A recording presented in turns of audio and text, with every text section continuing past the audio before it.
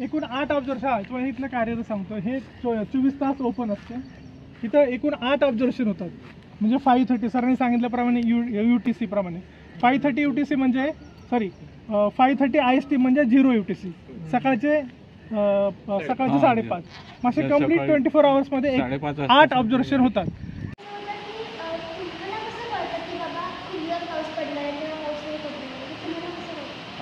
पुणे शहरामध्ये व आजूबाजूच्या परिसरामध्ये अनेक अशा महत्त्वाच्या वास्तू आहे. त्यापैकी एक म्हणजे हे केंद्रीय कृषी मोसम वेधशाळा. भवताल फाउंडेशन यांच्यातर्फे आज या ठिकाणी सर्वांना या वेधशाळेचे कार्य कसे चालते, काय काय उपकरणं आहेत, अत्याधुनिक तसेच पारंपरिक उपकरणाद्वारे कसं हवामान अंदाज घेतला जातो, की दिवसातून किती वेळा मोजतात, तसेच हे बलून का 2 वेळा सोडतात, याबाबत सर्वांना माहिती सांगितली. त्याचा हा भाग आपल्यासाठी. या हवामान विभाग जो आहे, ज्याला आपण भारतीय हवामानशास्त्र विभाग, इंडिया मेट्रिओलॉजिकल डिपार्टमेंट जे म्हणतो, IMD, ह्या IMDचे खूप काही जाळं, भारतामध्ये सर्वात मोठं जाळं असणाऱ्या कुठल्या ज्या काही इन्स्टिट्यूट्स आहेत त्याच्यामध्ये IMD आहे. आणि खूप जुनं आणि खूप मोठं जाळं असं IMDचं आहे. तर हे जाळं काय नेमकं करतं, आणि आपल्या पुण्यामध्ये जे आपल्याकडे सिव्हिल ऑफिसची जी इमारत आहे ती one of the oldest building आणि one of the oldest institution आहे. तर ते पुण्यात असताना आपण ते कधी बघितलंय का, किंवा त्याच्या माध्यमातून आपण या सगळ्या गोष्टी ज्या आहेत हवामानाशी संबंधित त्या आपण समजून घेतल्यात का? तर आपल्याला तसं संधी पण नसते आणि कदाचित तशा प्रकारचं आपल्याला हे मिळालं नसतं. सर या. येस, डॉक्टर होसाळीकर सर यांचं तुम्ही बऱ्याचदा TV वर बघितलं असेल, पेपरमध्ये वाचलं असेल, तर मला वाटतं आपण त्यांचं स्वागत करूया. अजून पण कलिग्स आहेत. येस सर, नमस्कार. यंग ब्रिगेड आहे. त्याच्यानंतर हवामान विभाग यांना सांभाळायचं. फॅन्टॅस्टिक. सर या ना. तर आपण जस्ट एक हे केली, इंट्रोडक्शन केली. सांग सर या ना. आणि आपण का इथं आलेलो आहोत हे जस्ट त्यांना ब्रीफ करतोय, सो दॅट मग नंतर आपण हे बघूया. तर इतका मोठा विभाग, इतकं मोठं पुण्यातलं त्यांचं केंद्र म्हणूयात एक, आणि भारतभर हे सगळं आहे, पण हे कधी आपण बघत नाही. आणि मग आपल्या मी पुन्हा हे म्हणतो की टीका निश्चितच केली पाहिजे लोकशाहीमध्ये, त्याच्याबद्दल वादच नाही, पण समजून घेऊन करूयात. म्हणून हे सगळं समजून घेण्याचं काम जर आपण केलं तर आपली जी टीका असेल किंवा आपल्याला जे काही सांगायचं, ज्या सूचना असतील त्या विधायक असतील.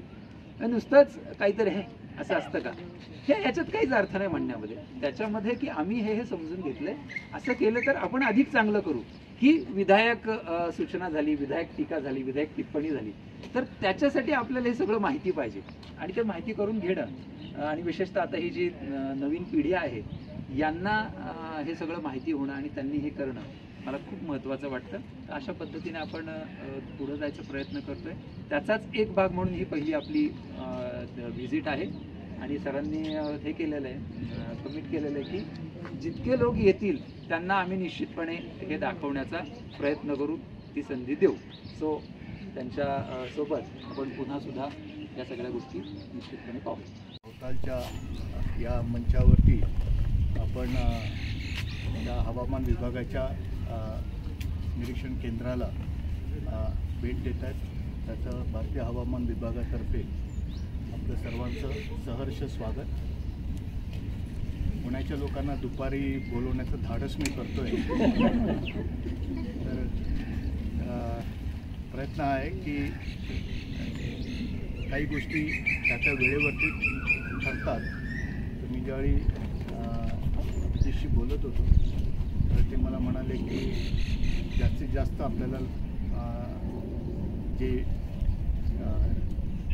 विजिटर्स येतील त्यांना आपल्याला काय दाखवता येईल. तर मी म्हणालो की निरीक्षण केंद्र तर ते आहे ते 24 तास चालतं, पण काही गोष्टी विशिष्ट वेळेमध्ये असतात. जसं दर 3 तासांनी ऑब्झर्वेशन्स आहेत आणि दर 15 मिनिटांनी ऑब्झर्वेशन्स आहेत, आणि त्याचबरोबर दिवसातून 2 वेळा हवामानाचे वरच्या थरातले ऑब्झर्वेशन निरीक्षण घेणारी बलूनची ऑब्झर्वेशन्स आहेत त्याच्या वेळा विशिष्ट आहेत. म्हणजे सकाळी 5:30 वाजता आणि संध्याकाळी 5:30 वाजता आणि याच वेळी संपूर्ण देशामध्ये आणि जगामध्ये GMT टाईमनुसार त्यावेळी. आता आपल्याकडे भारतामध्ये या वेळा 0 UTC आणि 12 UTC म्हणून ओळखल्या जातात.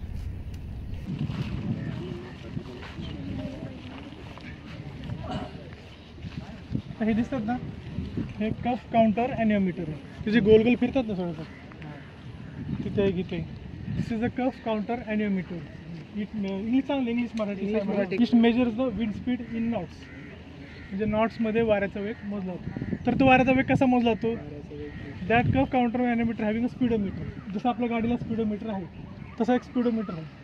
ते ॲक्च्युली जेव्हा आपण वाऱ्याचा वेग मोजायचा तर ती रिडिंग जी आहे ती नोंद करायची. काउंटर आहे का? हां, काउंटर, स्पीडोमीटर, रोटेशनचं काउंटर आहे. ती रिडिंग नोंद करायची आणि परत 3 मिनिटांनी रिडिंग घ्यायची. जर त्या रिडिंगमध्ये फरक येणार, समजा फरक 2 डिग्रीचा, 2चा आला, 2 डिजिटचा, तर 2 knots is a wind speed. आणि विंड स्पीड नॉटच्या अक्षरशः डबल, जवळपास डबल 1.83 त्याला मल्टिप्लाय केलं तर म्हणजे मोस्टली डबलच 4 kmph/h. म्हणजे मीटर पर सेकंड. समजा 2 नॉट्स असेल तर 1 मीटर पर सेकंड, 2 नॉट्स आणि 4 km/h हे विंड स्पीड झालं.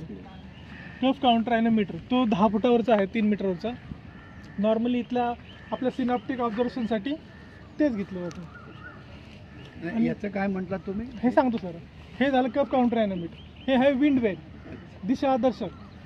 आपल्या 4 मेन दिशा आहेत, पूर्व, पश्चिम, उत्तर, दक्षिण. त्याच्या व्यतिरिक्त हवामानाच्या 16 सब डायरेक्शन्स आहेत. अग्नी, नैऋत्य, वायव्य, परत त्याच्यात अजून आहेत. असे एकूण 16 आहेत. तो जो बार आहे that bar shows the wind direction. आता तो बार तिकडे आहे. आता विंड आहे पण लाईट विंड, म्हणजे खूप हलकंसं वारं आहे. त्यामुळे the wind direction is a westerly. आता आपल्याकडे नैऋत्य मोसमी वारे आहेत, म्हणजे साऊथ वेस्टर्ली मान्सून चालू आहे. म्हणजे पूर्ण हा सीझन सगळं वेस्टर्लीच वारे असणार, साऊथ वेस्टर्ली. त्यामुळे तो तिकडेच असणार. जेव्हा आपण थंडीमध्ये वगैरे आहे तेव्हा वाऱ्याची दिशा बदलली जाईल. मग तुम्ही पेपरमध्ये वाचत असाल की मान्सून परतीचं सुरू झालं, त्यावेळेस ती डायरेक्शन बदलली जाईल. म्हणजे हा जो बार आहे त्या दिशेने वार जाईल. हा तो बार आहे ना, दॅट बार, तो जो बार आहे ना, तो जो तो डंबेल गोल जो आहे ती वाऱ्याची दिशा सांगते. मग तिकडनं या दिशेला या जातं. दिशा. बऱ्याचदा लोकांची अशी तक्रार आहे की हवामान विभाग रडारमध्ये किंवा बाकी ठिकाणी UTC का म्हणतं, म्हणजे युनिव्हर्सल टाईम का म्हणतं, ते GMT का म्हणतं, IST का नाही करत. त्याचं एक कारण असं आहे, अर्थात आता आम्ही ते अंगीकारलं आहे. काही गोष्टी त्याच्यामध्ये आम्ही ISTमध्ये पण द्यायला लागलो, कारण ती गरज आहे लोकलची. पण हा जो डेटा आहे, हा मूलभूत डेटा जो आहे, हा फक्त भारतासाठी नसून जगासाठी आहे. म्हणजे इथे घेतलेलं ऑब्झर्वेशन, माझ्या सहकार्याने घेतलेलं ऑब्झर्वेशन पुढच्या 10 ते 15 मिनटांमध्ये ग्लोबल नेटवर्कवरती जातं. त्यामुळे तिथे IST किंवा तिथे लोकल टाईम चालत नाही, तर तिथे ते युनिव्हर्सल टाईम किंवा ग्रीनिश मीन टाईम तिथे त्याची गरज आहे. मला खूप आनंद आहे की इथे वेगवेगळ्या वयोगटातील मुलं आहेत, म्हणजे पार्टिसिपंट्स आहेत. म्हणजे अतिशय शाळेतली लहान मुलांपासून सिनियर सिटीजनपर्यंत मी बघतो आहे. तर या निरीक्षण केंद्राबद्दल थोडीशी माहिती माझे सहकारी सांगतील. 3 मिनिटांनी 5 घेऊन जसं ॲव्हरेज. नाही, 3 मिनिटांचा जो काय त्याचा फरक येईल, तो वाऱ्याचा वेग. पण तो डिवायडेड बाय 3 करावा लागेल ना, कारण का 3 मिनिटं नाही तेवढंच. त्याचा प्रत्येक ऑब्झर्वेशनमध्ये त्यावेळेस टेम्परेचर किती होतं, म्हणजे तापमान, wind speed, wind direction, clouds. आता क्लाउड्समध्ये पण क्लाउड्सचे 3 प्रकार आहेत. एक high cloud, medium cloud, low cloud. तर आता सध्या सगळे लो क्लाउड्स आहेत. आता मान्सून सीझन आहे, म्हणजे कुठले क्लाउड होते, त्या क्लाउडची हाईट काय आहे ते सगळं करून ते सगळं ऑब्झर्वेशनमध्ये नोंद करायचे असते. ते झालं नंतर विजिबिलिटी, आपल्याला दृश्यता दिसते. विजिबिलिटी म्हणजे आपल्याला आपण नेकेड किती पाहू शकतो. आता आपण साधारण 5-6 किलोमीटरपर्यंत बघतोय. मग त्याला कोडिंग आहे 97, 96. ते झालं नंतर त्यावेळेस पाऊस होता का, पाऊस पण मोजायचा असतो. मग त्यावेळेस तापमान किती होतं, ह्युमिडिटी किती होतं, हे सगळ्यात जे बेसिक वेदरचे पॅरामीटर तिथं प्रत्येक 3-3 तासाने आम्ही त्याच्या नोंदी घेतो आणि त्या कोड फॉर्ममध्ये ईमेलद्वारे आम्ही रिपोर्ट करतो. म्हणजे ठराविक वेळा ठरले आणि सरांनी म्हणल्याप्रमाणे ते त्याच वेळेस पूर्ण जगाला ते ऑब्झर्वेशन जातं. फार जुनी आहे, म्हणजे जवळजवळ 150 वर्षापेक्षा जास्त याला ऑब्झर्वेशनचा इतिहास आहे. आणि त्यामुळे जेव्हा जेव्हा कधी आम्ही असं म्हणतो की शिवाजीनगरमधला पाऊस एवढा होता किंवा एवढा होता, तर आम्ही लगेच मागे जातो आणि बघतो की हा इतिहासातला म्हणजे शिवाजीनगरच्या जे ऑब्झर्वेशनची जी क्लायमेटॉलॉजी आहे ती किती होता. म्हणजे काही दिवसापूर्वी जो आपल्याकडे पाऊस झाला 111 मिलीमीटर पाऊस शिवाजीनगरमध्ये झाला, त्यावेळी पुण्यामध्ये काही ठिकाणी पूरजन्य परिस्थिती झाली. त्यावेळी बऱ्याच पत्रकारांनी मला हा प्रश्न विचारला की हा न भूतो न भविष्यती होता का. तर मी म्हणालो तसं काही नाही आहे. हवामान विभागाकडे आकडे भरपूर आहेत आणि हा जो पाऊस आहे हा जर का शिवाजीनगरच्या पावसाच्या आकडेवारी बघितली तर 10व्या क्रमांकाचा पाऊस आहे. मग त्यामुळे पत्रकारांचा थोडासा हिरमोड झाला की म्हणजे ब्रेकिंग न्यूज थोडीशी ती फ्लॅट झाली. तर मग मी त्यांना थोडंसं उत्साही करण्यासाठी म्हणालो जुलैमधला हा 3 नंबरचा पाऊस म्हणालो हां, आणि या वर्षातला 1 नंबरचा पाऊस म्हणालो. तर कधी काय आहे की आपण कुठल्या दृष्टिकोनातून आकडेवारीकडे बघतो. मला हे सांगायचा महत्त्वाचा उद्देश आहे की आपण त्या आकडेवारीकडे कसं बघतो हेही महत्त्वाचं आहे. त्याची रचना आणि हे सांग हो सगळं सांग. मोजणार कसं ते मोजता तुम्ही ते. आता हा FRP fibre reinforce plastic rain gauge. अच्छा. हा 200 सेंटीमीटर स्क्वेअर एरियातला जो काही पाऊस पडेल हा इथं मोजला तो.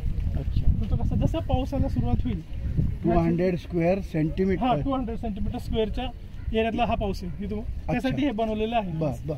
म्हणजे जिथं खूप जोराचा पाऊस असतो तिथं 100 सेंटीमीटर स्क्वेअरचा असतो. आपल्या पुण्यात नॉर्मल पाऊस आहे म्हणून तो हा 200 सेंटीमीटर स्क्वेअर एरियाचा पाऊस आहे. ते FRP म्हणजे फायबर रेनफोर्स प्लास्टिक ह्या मटेरियलद्वारे हे बनवले म्हणून हे रेन गेज बनायचं. अच्छा. तर पाऊस कसा मोजतात जसं पावसाला सुरुवात येईल हे होलदार आहे ते गवत वाढले म्हणून तिथून. अच्छा. ते होलदार आहे ह्याच्यात जाईल पाऊस. त्या कंटेनरमध्ये पाऊस जाईल. अच्छा. फनेल पण ज्यावेळेस पाऊस मला ऑब्झर्वेशन झालं अडीच, ज्यावेळेस तो ऑब्झर्वर त्याला पाऊस मोजायचा आहे तर तो हे काय केलं हे मोजपात्र आहे measuring rainfall measuring cylinder. Centimetre नाही मिलीमीटर आणि अप टू 20 मिलीमीटर पर्यंत आपण ह्याच्यात आपण पाऊस मोजू शकतो. जस्ट हा पाऊस ह्याच्यात पुअर करायचा. आता काही जमा असतं मी करू शकत नाही ते 5.5 लावणार. जस्ट हा पाऊस ह्यात मोजायचा. मग पाऊस मोजला तर पाण्याच्या 2 पातळ्या दिसतात. मग ती खालची जी पातळी असेल त्या मिनी स्केल आर्क सारखं असेल तर ते खालच्या पातळी जिथं टच होईल ज्या स्केलला टच होईल त्या रिडिंग. पूर्ण जगात हेच हे स्टँडर्ड आहे. हो डायमीटर आहे तो. 200 मीटर सेंटीमीटर स्क्वेअर तो आहे. 200 सेंटीमीटर स्क्वेअरच्या एरिया म्हणजे हा कॉन्क्रीटचा ब्लॉक. पण कॉन्क्रीटचा ब्लॉक काय समजा आपण हे महत्वाचं आहे ना. हा हे महत्व पण तो एरिया आहे ना सर त्याप्रमाणे जास्त रेनफॉल असेल तर एरिया जिथं जास्त असेल तर जास्त सेंटीमीटर. बरं मला काय म्हणायचं पुण्यामध्ये तर एवढं जातच नसेल कधी. आणि आपण प्रत्येक 3-3 तासांनी पाऊस मोजत असतो. आता मी एवढे वर्ष कधी भरलेलं नाही पूर्ण. 100 जरी वर्षात 1-2दाच होतो. आणि परत आपण 3-3 तासांनी ऑब्झर्वेशन घेतो ना ते पाणी ऍडच करत राहतो ना. ही जी हे पाणी समजा पाणी असं 2 लेवल दिसतात. म्हणजे खालची जी लेवल आहे ती कशाला कुठल्या स्केलला टच होते तेवढं ते मोज. समजा इथं झालं तर 3 मिलीमीटर पाऊस. मी 8:30 ला स्टार्ट होतं. 8:30 टू नेक्स्ट 8:30 आपण ऍड करत राहतो. 8:30 खाली करतो नाही आपण प्रत्येक 3-3 तासाने ते घेतच आहे. पण नेक्स्ट ऍडिशन आपण म्हणतो मी पेपरमध्ये वाचलं असेल की पुण्यामध्ये 24 तासात एवढा पाऊस झाला. तो ऍक्च्युली 8:30 मॉर्निंग 8:30 पासून स्टार्ट म्हणजे 11:30 ला जो पाऊस झाला असेल 11:30, 14:30, 17:30 संध्याकाळी 8:30, 11:30, 2:30 आणि 5:30 तो पूर्ण पाऊस ऍड झाला जातो आणि तो 8:30 ला पूर्ण रिपोर्ट होतो. 0 केव्हा करतो मग 8:30 नंतर 11:30 पासून तो स्टार्ट होतो. तुम्हाला जे सांगितलं जे काय वेदर पॅरामीटर ते हिथंच घेतलं. पण आता ते म्हणतात ना की सध्या आधी नाही काय लिहायचं आता कळायचं की बावदानमध्ये एवढा मिलीमीटर. हो बरोबर. आता जो फोरकास्ट इश्यू करतात तो 100-150 किलोमीटर असतो आणि परत आपली जॉग्राफिकल रचना वेगळी असते. आता इथून पाऊस बावदान बाणेरला खूप पाऊस पडतो कारण हिली साईड आहे. बरोबर आपला तर त्याचं मेजरमेंटचं वेगळं नाही. इथं आपल्या इथलं स्टँड आहे पुणे शहरात. ते पाषाणला पण आहे पण असं प्रत्येक शहरात एक आयडियल केलेलं की बाबा इथं शहराचा एक आयडियल हा. आणि अर्थातच तो पाऊस सर्वांनीच त्याचा अनुभव घेतलेला असेल पुण्यामध्ये. हवामान विभागाबद्दल बऱ्याचशा काही कल्पना लोकांच्या मनामध्ये आहेत. काही गोष्टी कदाचित त्यांना ज्ञात नसाव्यात आणि त्याच्यासाठी हवामान विभाग पण जबाबदार असेल. बऱ्याचदा लोकांना असं वाटतं की हवामान विभाग फक्त पावसाळ्यात काम करतं, पण ते तसं नाही आहे. मला असं वाटतं की आजकाल मीडिया आणि सर्व काही एवढं प्रबल झालेलं आहे की आता ह्या शंका आता दूर राहिल्या. सर्वांनाच माहिती आहे की हवामान विभाग 24/7 आमचा जो मॅट्रिक्स आहे तो 24/7 × 365 म्हणजे सतत अविरत ज्याला आपण म्हणतो तसं काम चालू असतं. मी बऱ्याचदा लोकांना म्हणतो की हवामान विभागाला आता काम करणाऱ्या लोकांना सुट्ट्या असतात, नाही असं नाही आहे, पण ऑफिसेस सतत चालू असतं. मग ते दिवाळी असू दे किंवा ईद असू दे किंवा क्रिसमस असू दे, कुठलाही सण असू दे, 15 ऑगस्ट 26 जानेवारी, हे सर्व सांभाळून 24/7 ज्याचे ऑब्झर्वेशन घेतले जातात.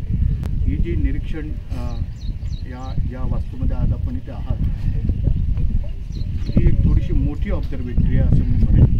बऱ्याच ठिकाणी ही जी इमारत दिसते ह्याच्या 1/4 पण ऑब्झर्वेटरी नसते, म्हणजे एकच रूम असते आणि त्या रूममध्ये काही कम्प्युटर्स किंवा जे काही मिनिमम गोष्टी लागणार असतात ते असतात आणि ऑब्झर्वेटरी जी आहे ती बाहेर असते. पण इथे आपल्याकडे अजून पण बरीचशी काही उपकरणे आहेत. मला असं वाटतं की आपले सहकारी, माझे जे सहकारी आहेत ते आपल्याला त्याच्याबद्दल चांगली माहिती देतील. तर मी आपलं जास्त वेळ न घेता परत एकदा आपलं सर्वांचं इथे स्वागत करतो.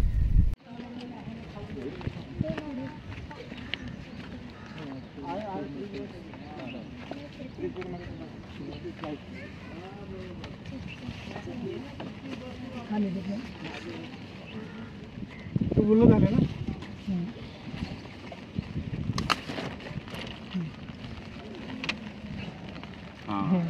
दिस is a autographic chart, graphical प्रगती. आता आपण पाहिलं मॅन्युअल होतं, ते लाईव्ह दिसत होतं. नाव this is a thermograph, this is a hygrograph. हां, हिअर हायग्रोग्राफ म्हणजे आपलं मानवी. Thermograph shows the air temperature of this place with respect to time. म्हणजे हा जो थर्मोग्राफ आहे ह्याला ड्रम क्लॉक आहे, म्हणजे घड्याळ. हा कम्प्लीट 24 तास फिरत असतो आणि त्याला हा आपण चार्ट लावलेला आहे ग्राफिकल. त्याच्यावर काय हां प्लॉट म्हणजे टेम्परेचर वर्सेस टाईम. आता आपल्या जवळ IST प्रमाणे 14-15 होतात, 15 IST दाखवतो. हा सकाळी 8:30 आम्ही लावतो. नाही सांगतो 8:30 लावतो आणि पूर्ण सकाळी 8:30 नंतर पूर्ण दिवस 24 तासातलं ह्या जागेचं टेम्परेचर किती होतं या ठिकाणचं ते पूर्ण रेकॉर्ड होतं. मॅक्झिमम मिनिमम सगळं. हा आपलं करंट इयर टेम्परेचर. आता तुम्ही तिथं 25 पाहिलं तिथं 25 दाखवते बघा. तर पूर्ण 24 तासाचा जो चार्ट असतो तो पूर्ण 24 तासाचा चार्ट दाखवतो. पहिला पण काय मर्क्युरीचं आहे? नाही, हे मेटॅलिक कॉइल्स आहेत. हे इन्स्ट्रुमेंट आहे. अंकुंचन आणि प्रसरण या प्रिन्सिपलवर ते काम करतं. एक्सपान्शन आणि कॉन्ट्रॅक्शन. टेम्परेचर वाढलं तर हे एक्सपान्शन होणार आणि ते मेटॅलिक कॉइल ह्या सेन्सरला हे करणार आणि याची ॲक्युरेसी जास्त आहे कम्पेअर टू. हां, आणि ह्याचं वैशिष्ट्य म्हणजे काय, ह्याचं वैशिष्ट्य म्हणजे पूर्ण 24 आवर्स आपल्याला दिवसाचं टेम्परेचर कळतं ना. बरोबर, राईट. पूर्ण 24 तास कुठल्या वेळेस किती टेम्परेचर होतं काय डायरेक्टली. हा डायरेक्टली कोरिलेट आणि हा आपल्याला रेकॉर्ड पण राहतं. आणि हे आहे here hygrograph. Here hygrograph shows the relative humidity percentage RH. आता बघा पाऊस जास्त आहे म्हणून RH भरपूर दाखवते, 90% दाखवते, अराउंड 90. हा, आता हे पण ड्रम क्लॉक आहे विथ रिस्पेक्ट टू टाइम. इथे सेन्सर म्हणून आपला ह्युमन हिअर आहे. Here hygrograph. आपल्या केसांचं एक वैशिष्ट्य आहे, जेव्हा ओले होतात तेव्हा ते लॉंग होतात आणि जेव्हा ड्राय होतात ते शॉर्ट होतात. सेम तेच प्रिन्सिपल म्हणजे तेच प्रिन्सिपल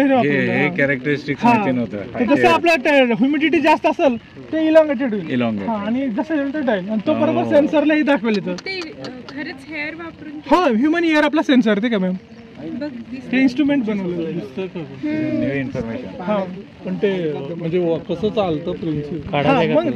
हे कॉन्ट्रॅक्ट झाले की हे होतं जसं पण ट्रान्समिट कसं होतं कॉन्ट्रॅक्ट. नाही, आता हे वातावरणाचं नाही, ऍक्च्युअली त्या हेअर टू दिस पॉइंटर म्हणजे हे तापमानच आपलं हे ह्युमिडिटी वाढली की कळतं ना. सेन्सर नाही होतं ना सर, सेन्सर आहे ना तो. आपण एखाद्या वस्तू कुठल्या याच्या सेन्सर असेल तर तो काम करणार ना सर तो. तसं आहे तो. हा गुगलवर पण आहे, चांगलीची माहिती आहे. 2 पॉईंटवर. आणि मला आम्ही बोलण्यापेक्षा तुम्ही विचारलेल्या प्रश्नांची उत्तरं द्यायला आवडेल. And I promise you we will not say go to the Google to search the answer म्हणून. जो प्रयत्न असा असेल की प्रश्नांची उत्तरं माहीत असतील तर देणार, नाही माहीत असेल तर म्हणणार माहीत नाही म्हणून गोल गोल करून उत्तरं नाही देणार. आणि बघतोय आपण गेल्या काही दिवसांमध्ये पुण्यामध्ये राज्यामध्ये काय कशा प्रकारे परिस्थिती आहे पावसाची. बऱ्याच ठिकाणी पूरजन्य, कोल्हापूर म्हणा किंवा सांगली म्हणा, आणि बऱ्याचदा हे पूर पावसामुळे नसतात, काही वेगवेगळ्या कारणामुळे पण असतात. आता हे ज्ञान लोकांना झालं आहे आणि ही चांगली गोष्ट आहे आणि त्याच्यासाठी प्रयत्नशील आपण सर्व. हवामान विभाग 150व्या वर्षामध्ये आहे, अभिजित आपल्याला सर्वांना माहीतच आहे. ते कुठे मोजतात? हा ते सांगतो ऑटोमॅटिक मेजर सांगतो ना. हा आता हे बघा single Stevenson screen. Single Stevenson Stevenson या शास्त्रज्ञाचा शोध लावला म्हणून ह्याला ते सिंगल स्टीव्हनसन स्क्रीन. हा तर हा स्क्रीन मध्ये काय असतं, हा स्क्रीन आपल्या जमिनीपासून 4 फुटाच्या अंतरात त्याला इन्स्टॉल केलेला आहे. तर त्या स्क्रीनमध्ये काय आहे बरं, 4 थर्मामीटर्स आहेत. समज यासाठी 4 थर्मामीटर्स. हा नेहमी उत्तर दिशेला ओपन होणार. आपल्याला जर टेम्परेचर पाहिजे तर डायरेक्ट सनलाईटवालाही नाही पाहिजे. हो अच्छा. एक बॅलन्सवाला पाहिजे. आपण उत्तर गोलार्धात राहतो म्हणून ह्या स्टीव्हनच्या स्क्रीनचा दरवाजा उत्तरच ओपन उत्तराला पाहिजे. त्या स्टीव्हनच्या स्क्रीनमध्ये हे 4 थर्मामीटर आहेत बघा. 2 व्हर्टिकल 2 हॉरिझॉन्टल. आता ड्रायबल, वेटबल, मॅक्झिमम, मिनिमम. तर ड्रायबल म्हणजे काय, dry bulb temperature shows the current air temperature of this place. म्हणजे इथलं आताचं जे तापमान आहे ते हे थर्मामीटर दाखवते. 25 दाखवतो. साधारण 25 डिग्री सेल्सिअस टेम्परेचर इथलं आहे. आता हे वेटबल, मग आपल्या वातावरणात बाष्प असतं किंवा थोडं ओलावा असतं तर त्याचं टेम्परेचर पण मॉइश्चरचं टेम्परेचर पाहिजे ना. त्यासाठी आपण काय करतो, आर्टिफिशियल कृत्रिमरित्या पाण्यामध्ये बाटलीमध्ये पाणी भरल्यानंतर आपण वेट म्हणजे वेटेबल टेम्परेचर. मग हे ड्रायबल आणि वेटेबल टेम्परेचर आहे आपल्याला माहिती. तर आपल्याला ह्युमिडिटी आणि ड्यू पॉईंट कॅल्क्युलेट करता येते किंवा ऑफिसने एक पुस्तकच बनवलेलं आहे की त्या टेम्परेचरला ड्रायबल आणि वेटेबल या करस्पॉन्ड एवढं टेम्परेचर, ड्यू पॉईंट आणि आरएच आहे. तुझा तक्ता असेल की हो तक्ता आहे. हा मग आता आम्ही प्रत्येक वेळी येतो ना, अरे एवढं बघतो आणि लगेच लगेच डिव्हिजन करून हा मग लगेच रिपोर्ट करून फॉर्म्युला हा लगेच रिपोर्ट करून आम्ही पाठवतो. तर हे 2 थर्मामीटरला समजलं.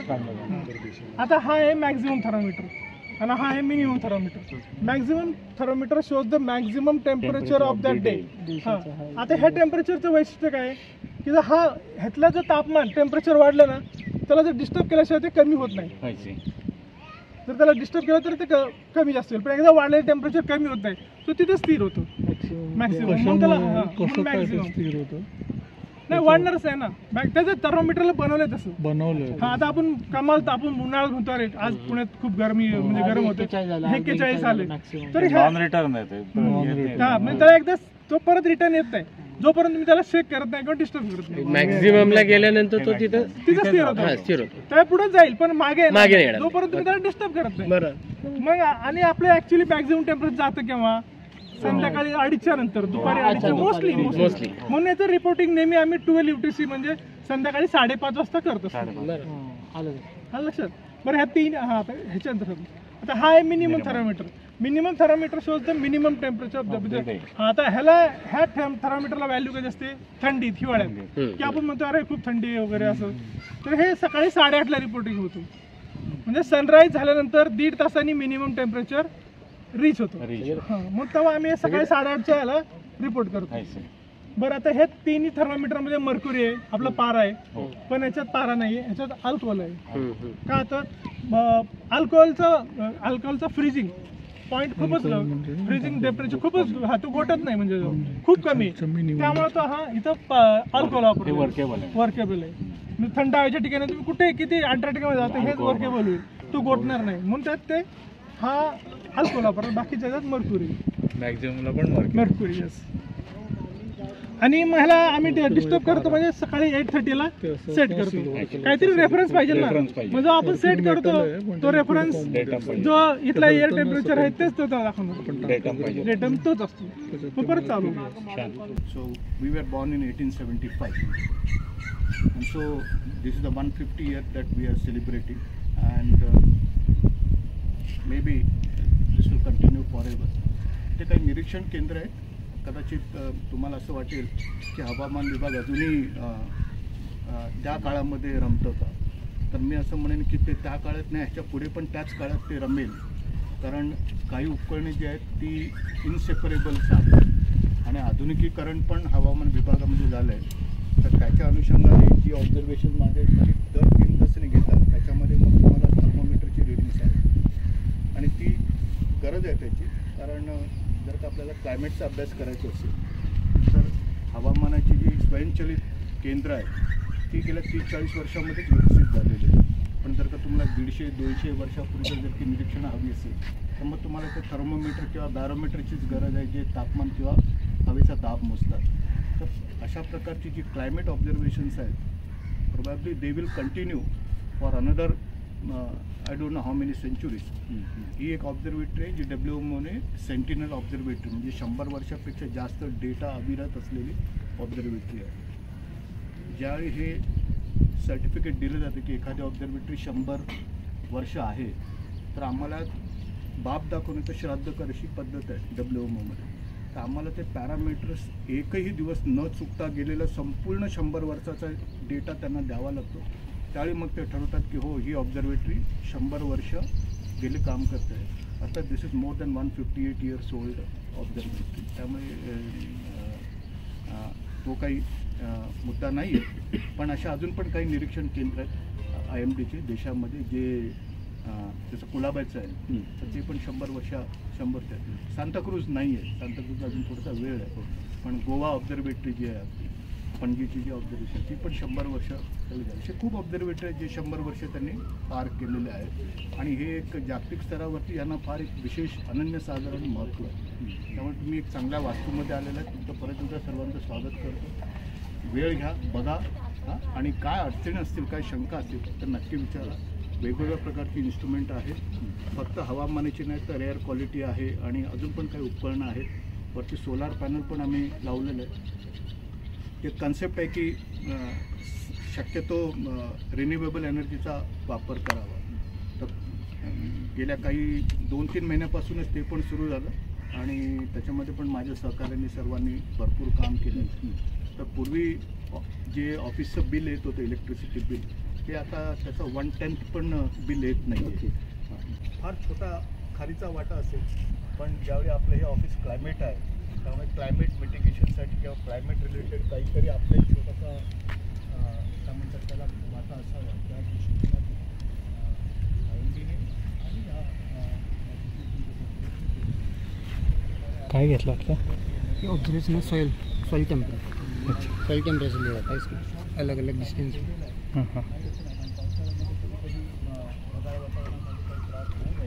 ते पण आहे पण त्याचे जे बिल आहे 1/10 ऑफ द बिल जे त्याचं आहे. Otherwise 90% of the power consumption entire of the office is solar panel. तर चांगली गोष्ट आहे. मला असं वाटतं की आपण या सर्व वास्तूमध्ये फिरा. खूप छान म्हणजे असं तुम्हाला वाटणार नाही की तुम्ही पुण्यामध्ये आहात म्हणून ते इथं उभं राहिलं. तर मला नेहमी असं वाटतं की बाहेर एवढी रहदारी आहे का म्हणून. इथे ज्यावेळी येतं गावात आल्यासारखं वाटतं. तर एन्जॉय, टेक युअर टाईम आणि ज्या काही शंका असतील त्या आम्हाला सर्वांना न झिजकता कुठल्याही प्रकारचे मनामध्ये किंतु न बाळगता सरळ विचारा. आम्हाला माहीत नसतील तर सांगून माहीत नाही आहे शोधून सांगतो. थँक्यू, धन्यवाद आपल्या सर्वांचे. सांगतो तर हा आपल्याला इथं आयडल झालेलं आहे मग इथलंच धरलं जातं. आणि आपल्या पश्चिमेला पुण्याच्या पश्चिमेला जास्त पाऊस आहे. जसं आपण हा पाऊस टिपटिप तिथं जर तुम्ही बाणेरला थोडा जोरात, आता मी बाणेरला राहिलाय तर हा पाऊस खूप जोरात आहे तिथं. मी जसं इकडे येतो टिपटिपच चालू आहे. जसं आपण पूर्वेला हा मग तो काय आता भौगोलिक दृष्ट्या त्याचा भूगोल जॉग्राफिकल प्लेस त्यामुळे हे आर्थिक येते. टॉवरला नाव काय म्हणाल ते कुठलं AWS tower, automatic weather station tower. आता हे SRG self recording rain gauge. अच्छा, आता आपण तिथं मॅन्युअल पाहिला पर जसं नाही मॅन्युअल आला पाऊस मोजला आणि रेकॉर्ड. हा पण self recording rain gauge autographic charts आहे. ठीक आहे. बरं आता ह्याला पण तुम्ही काढला असं पण पाऊस चालू आहे नंतर रेकॉर्ड होणार नाही. ह्याला पण ते थर्मोग्राफ आणि हायग्रोग्राफ सारखं चार्ट्स आहे. ड्रम लावलेलं त्याला बरं. आणि फ्लोटिंग आणि सॅफिनिफिकेशन तुम्ही वर्ड्स ऐकलं असतील. जसं पावसाचं पाणी हे पडेल तर ह्या चेंबरमध्ये फ्लोटिंग होतं. फ्लोटिंग होऊन सॅफिनिफिकेशन त्याला निडल वगैरे लावलं दाखवतच नाही. अच्छा ते तरंगतं आणि ते हा. तरंगल्यावर हा. जसं ते कूलरच्या पाण्याचं ते हे हो, असतं हो, त्याप्रमाणे. जसं या चेंबरद्वारे फ्लोटिंग आणि सॅपिनिफिकेशन होतं. अच्छा. हा ड्रम क्लॉक आहे. हा, हा. आता बघा 15 वाजलेत. जसं पावसाला स्टार्ट होईल हा वर जाईल पीक. जेवढा पाऊस जोरात असेल तेवढा हा पीक्स दाखवणार सगळे. जिथे पाऊस थांबला तिथे सरळ जाणार तो. मग हा चार्टचा उपयोग होता पूर्ण दिवसभरात किती पाऊस पडला त्याची पूर्ण इंटेन्सिटी आणि आपल्याला किती कळते. वाजता सगळ्यात हा, जास्त आणि पडला? किती वाजता पडला काय नाही ग्राफ जिथं वर शिखर असेल उंच शिखर तो म्हणजे जास्त. हो आता जेवढे 100 मिलीमीटर पाऊस येईल ते जेवढे सगळे शिखर येतात. आणि हे पाणी ड्रेन आउट होतं. पाणी ड्रेन आउट हो. आणि ह्याला ड्रम क्लॉक आहे. चावी आठवड्यात 2दा चावी फिरवा. आपलं जे घड्याळ असतं ना सेम चावी फिरवायची. मग ते घड्याळ चालू होतं. आता 15 वाजलेत. इंक त्यात मग तुम्ही कशी हे त्यात जस्ट इंक आपण हे हा पेन आहे, needle आहे. पुढे एक पेन आहे. निडाले त्याला त्या शाईमध्ये भिजून टाकतो शाई.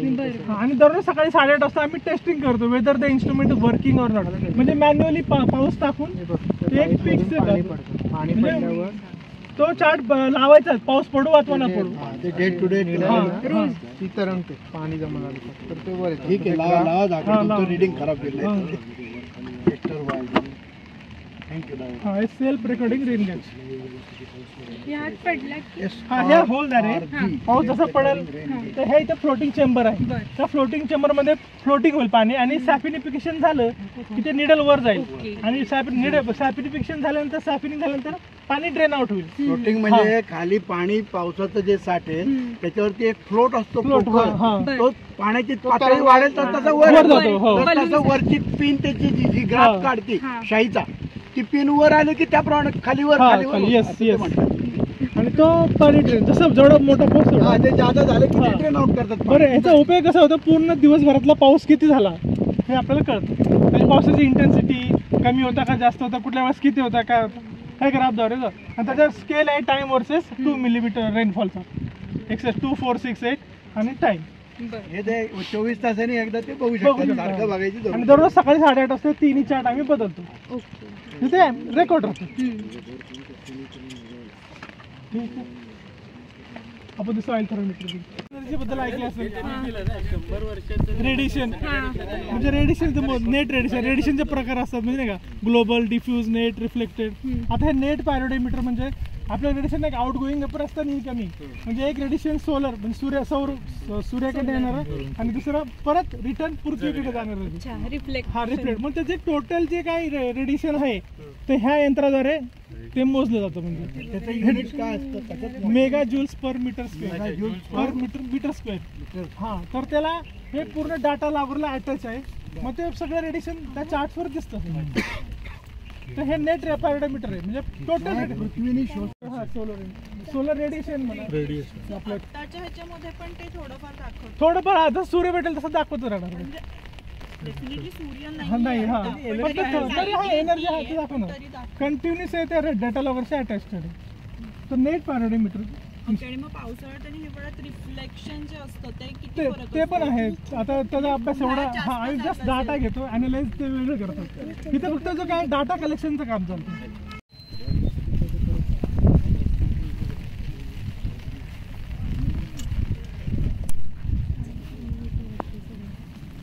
आता हा आहे सॉइल थर्मोमीटर्स. सॉइल थर्मोमीटर्स काय करतात की प्रत्येक डेप्थला सॉइलचं टेम्परेचर किंवा तापमान वेगवेगळं असतं. आता हे जे थर्मोमीटर आहे जस्ट सरफेसला जमिनीवर टेकलेलं आहे. आता हा जो थर्मोमीटर आहे 5 सेंटीमीटर डेप्थ आहे. त्याला त्याप्रमाणे बनवलेलं आहे थर्मोमीटर त्याप्रमाणे तो 5 सेंटीमीटर डेप्थ आहे. हा 10 सेंटीमीटर आहे. हा 20 आहे. हा 30 आहे. डेप्थमध्ये गेलेला आहे. तर प्रत्येक ह्याचं टेम्परेचर आपल्याला वेगवेगळं असतं. हा मर्क्युरीचं नॉर्मल आपलं थर्मोमीटर. पण हे आपण 30 सेंटीमीटर डेप्थ पर्यंतच मोजतो पण नॉर्मली. चंद्रप्रकाश घेतात का? नाही रात्री आपलं पृथ्वीकडनं जे सूर्यप्रकाश जेवढी एनर्जी देतो सोलर एनर्जी तेवढी परत दिवसभर पृथ्वी जी गरम होत झालेली असते ती हीट सोडते. आणि समजा जेव्हा आपण थंडीच्या दिवसात क्लिअर्स काय असतं म्हणजे 5 सेंटीमीटर डेप्थला सॉइलचं तापमान म्हणजे मातीचं तापमान किती आहे तो हा थर्मोमीटर शो करतो दाखवतो. हा 10 सेंटीमीटर डेप्थला आहे. 10 सेंटीमीटर डेप्थला सॉइलचं किती तापमान आहे ते दाखवणार. तसंच हे 30 आणि 20. तर ह्याचा उपयोग कुठं त्या जे ॲग्रिकल्चर तो 0 झालेलं आहे. समजा पाऊस समजा 1 मिलीमीटर झालेला आहे आणि परत ऊन पडलेलं आहे, इव्हॅपोरेशन झाले. मग तेवढा पाऊस टाकला, परत त्या लेवल होतं रेन. म्हणजे फॅक्टर आहेत, जास्त तापमान जास्त इव्हॅपोरेशन, जास्त वारं जास्त इव्हॅपोरेशन. आता आपण पावसाळ्याच्या सीझन हो काढणार. आपलं काम काय, आपला उद्देश की ह्या रेफरन्स पॉईंटला तो आणायचा.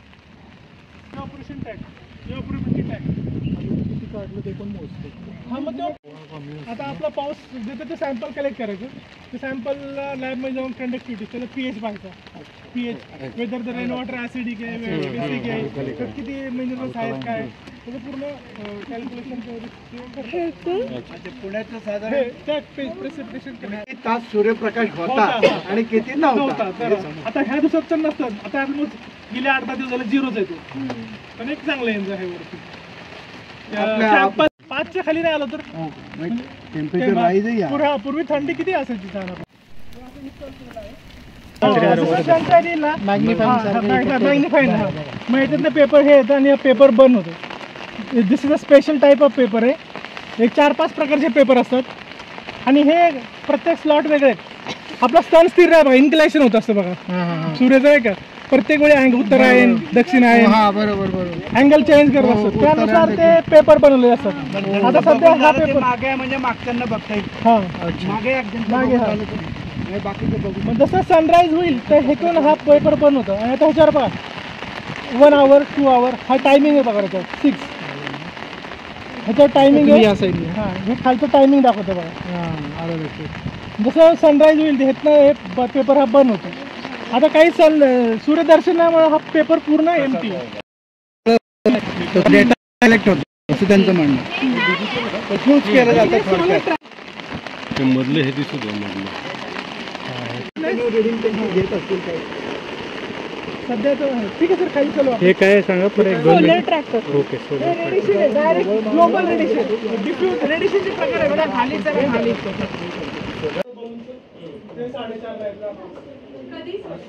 किती तास सूर्यप्रकाश होता आणि किती नव्हता. आता ह्या दिवसात तर नसतात. आता ऑलमोस्ट गेले 8-10 दिवस झाले झिरोच येतो. पण एक चांगलं एन्जॉय आहे वरती. किती तारखेचं आहे साधारण 4 जुलैचा. 4 जुलै. हा म्हणजे हा ते स्लॉट वरच होतो मॅडम. जिथे तिथे हे होतील ना सूर्यप्रकाश. आता इथे बंद नाही झालं म्हणजे तेव्हाच क्लाउड कमी होते. हा आता ह्याच महिन्यात मे महिन्यात फुल बर्न होतो. नाही मग तो आम्ही पाठवत असतो. तो म्हणजे दर महिना म्हणजे डाटा म्हणजे ब्राईट सेन्शन केवळ होता ते डाटा स्टोरेज होता मॅडम. आणि ग्राफ आहे त्याच्यावर टाइम वर्सेस ॲटमॉस्फिअरिक प्रेशर आणि हा डिजिटल आहे इन्स्टंट नाही 38.4 HP आहे. तपास सेम इथं पण तेवढंच झालं. पण याचं वैशिष्ट्य काय की पूर्ण 24 तासात पूर्ण रेकॉर्ड आहे. ऑटोग्राफिक चार्ज हा लाईव्ह आहे. नाही दिखाय थंडीमध्ये कारच्या वर असं तर त्याचा पण ऑब्झर्वेशन हा त्याचे ऑब्झर्वेशन ते कुठल्या प्रकारचे आहेत. त्याला एक फोटो अल्बम आहे ना. ड्यूजचे काय प्रकार आहेत कोणकोणते. अल्बम आहे. आणि सिम्बॉल काय असतं. आपलं due gauge, due observation, comparing for due observations. Photo album for comparing due observation. ते डेन्स आहे का रेअर आहे ते बघा सगळं हो बघा कळतं सर. आता रब्बी पिकं आपलं सर कधी कधी ड्यूवर होतात ना सर.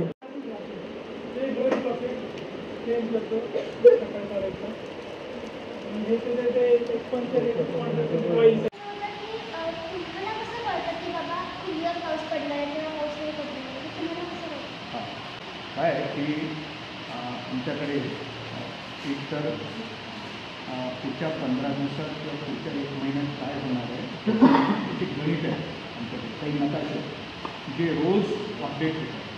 म्हणजे आज किती तारीख आहे 28 तारीख. तर पुढचे 4 आठवडे काय काय होणार आहे तर पुढचे 15 दिवस काय काय होणार आहे ते रोज आम्हाला कळत असतं. ओके. जी गणित आहे त्याला म्हणतात models numerical weather prediction. Okay. गणितावरती आधारित आहे. ठीक आहे. आणि ते गणित जे आहे ते फिजिक्सवरती आधारित आहे. त्याच्यामुळे आम्हाला कळतं की भारतामध्ये किंवा अरबी समुद्रामध्ये त्या बंगालच्या उपसागरामध्ये काय होण्याची शक्यता आहे. आणि आम्ही ते रोज बघत असतो. समजा आज 28 तारीख आहे त्यांना मला असं दिसतंय की 5 ऑगस्टला अरबी समुद्रामध्ये काहीतरी तयार होतं. 5 ऑगस्टला काहीतरी होणार दिसतं. पण उद्या मी बघतो, उद्याचे चित्र ते कसं दर्शवत आहे, परवाचं मी परत बघतो तसंच ते दर्शवतो. मग माझा कॉन्फिडन्स लेवल वाढत जातो त्याच्याबद्दल. आणि अशा प्रकारच्या गणितातून आपल्याला कळतं की काय होण्याची शक्यता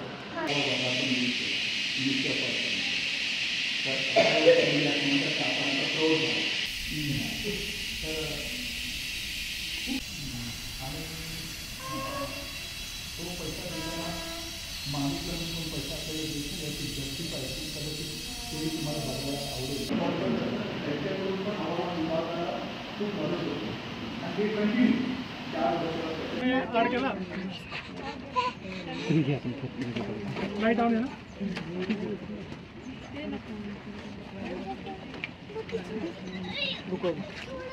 मेरे को झालं 4:30. एक मिनिट छत्री बाजूला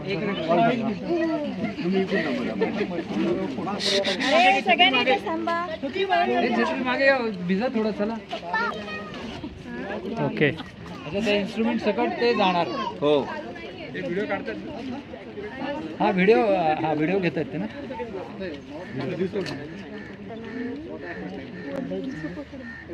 मनीष देखो टायमिंग करायचं असेल तर या कोणी. हां या सर. नाही फक्त बोलून देतो. इथे जरा इथे जरा इथे आणि मी रेडी म्हणलं की सोडून द्या. जसा हा बलून वर जाईल कॅच झाला की व्हॉइस मेसेज येईल तिथं की फ्लाईट स्टार्ट होईल. डाटा 1-2 मिनिटांनी परत डाटा डिस्प्लेवर लागतो. बलून मध्ये जायचंय.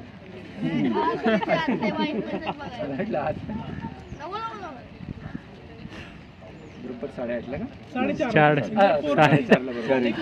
8 पर्यंत उभं राहा. हो गया टायमिंग. कोरात किती आहे? हां त्याचे कसे रेडी रेडी रेडी. बलूनची साडो आहे. Okay okay. बलूनची साडो त्या इन्स्ट्रुमेंटवर पडू नये. क्या छत्री छत्री काका बाजूला घे. 10 to 15 किलोमीटर जाईल ना. आता म्हणजे एमएससी दिलं ना तर माझं नॉर्मली 25 किलोमीटर जातो तर वेदर चांगला असेल तर 25-30 किलोमीटर. कॉम्प्युटरला डेट थोडा वेळ तो नाही दिसत असं. 1 किलोमीटर 1.5 किलोमीटर गेला की दिसत नाही. नाही आम्ही हो गए आम्ही चालू आता हे डेटा आला का तिथनं वरनं तिथली ह्युमिडिटी प्रेशर सगळं देणार.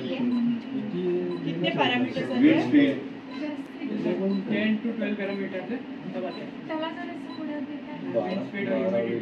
पोर्ट्स पे जो मेटल बनता है मतलब फ्लाइट के लिए जो भी वो होता है पायलट के लिए ऑब्जर्वेशन उसमें हमारे काम आता है. और रिसर्च होती है ट्रोपोस्फियर ओजोन लेयर की तो उसमें वर्क काम करते हैं रिसर्च करने के लिए. ये डेटा पे एनालिस होके डिस्ट्रीब्यूट कितना होता है, रिसर्च करते हैं फिर पब्लिश करते हैं. कितने टाइम में डिस्ट्रीब्यूट होता है एनालिस करके? ये अभी जैसे 1-1.5 घंटे तक हम डाटा स्टोर करेंगे. स्टोर हो रहा है जैसे बलून मैसेज आता है हमको बलून बस्ट यानी आपका बलून ब्लास्ट हो गया आपकी फ्लाइट टर्मिनेट हो जाती है. उसके बाद हम मैसेज करते हैं ये जो डाटा है ये हम सेंड करते हैं हमारे शिमला ऑफिस को और दिल्ली एयरपोर्ट और एयरपोर्ट हमारे जो लवा इधर रहेगा होगा इन तीनों को हम ट्रांसफर करते हैं और फिर वहाँ से यूज़ करते हैं. सारे पैरामीटर जो हमारे मेट्रोलॉजी के होते हैं टेम्परेचर प्रेशर हो गया विंड स्पीड हो गई ह्यूमिडिटी हो गई असेंट क्या किस रेट से ऊपर जा रहा है ये इसकी अल्टीट्यूड क्या है और जियो पोटेंशियल हाइट होती है मेट्रोलॉजी टर्म में मतलब सी लेवल से कितना ऊपर है वो बता रहा है स्टेशन लेवल से कितना ऊपर है ये बता रहा है. ये ऐसे 10 पैरामीटर होते हैं.